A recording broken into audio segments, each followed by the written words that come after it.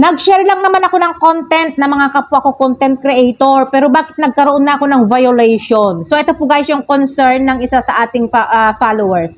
Kapag po shinare mo yung isang video, photo, or text post, ang ibig lang pong sabihin niyan, mapupunta na rin siya doon sa wall mo or pasok na siya sa activities mo. At kapag yung video na yan or yung content na yan is may nilabag against community standard ni Meta, syempre madadamay po yung account mo na magkaroon ng violation. Kasi nga, pasok na siya sa activities mo. Kumbaga, parang content mo na rin yan.